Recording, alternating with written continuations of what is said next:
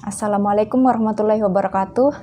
Saya Rizkia Amalia Fitri, mahasiswi semester 8 pada program studi Pendidikan Kimia Fakultas Keguruan dan Ilmu Pendidikan Universitas Mataram. Saya di sini akan memenuhi tugas dari Bapak Dr. Muntari MPhil, yaitu mata kuliah pengembangan media pembelajaran kimia tentang analisis artikel. Baik, langsung saja saya akan menganalisis artikel. Yang pertama judulnya, kemudian pada judul ini terdapat 14 kata dan tidak menggunakan kata klise karena judulnya sudah sangat jelas. Yang kedua, penulisnya. Nama penulis dituliskan tanpa menggunakan gelar dan tanpa disingkat. Kemudian korespondensinya sudah bagus karena sudah mencakup alamat email, alamat penulis, lembaga pendidikan, dan juga pada jurnal ini terdapat ISN baik yang media cetak maupun dalam bentuk media online. Kemudian abstraknya,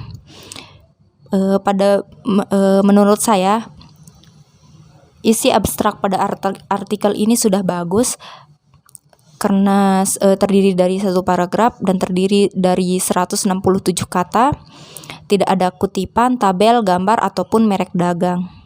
Kata kunci pada artikel ini sudah terdapat dalam bahasa Indonesia maupun bahasa Inggris. Pada pendahuluan telah berisi tentang paparan masalah dan ruang lingkupnya. Menurut saya pada bagian pendahuluan pada jurnal ini sudah bagus karena dilengkapi dengan paparan tentang hasil yang diharapkan dari penelitian yang dilaksanakan. Kemudian dari metode penelitiannya menggunakan metode penelitian R&D. Dan menurut pendapat saya pada bagian metode penelitian ini kurang jelas karena tidak memaparkan tentang prosedur penelitian. Kemudian pada bagian pembahasan, pada artikel ini sudah terdapat pembahasan. Implikasi hasil penelitiannya telah dikemukakan di bagian pembahasan, tapi pada bagian pembahasan tidak terdapat hasil analisis yang telah dibandingkan dengan penelitian sebelumnya. Pada bagian simpulan ditulis dengan ringkas dan jelas, jadi saya rasa di bagian kesimpulan ini sudah sangat bagus. Kemudian pada bagian daftar pustaka sudah bagus karena memuat semua publikasi yang direferensi langsung.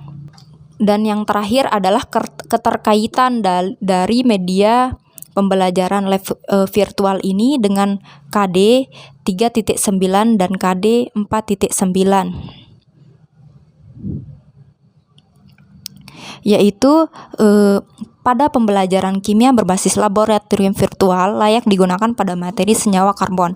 Kelayakan media pembelajaran didasarkan pada materi senyawa karbon yang bersifat abstrak.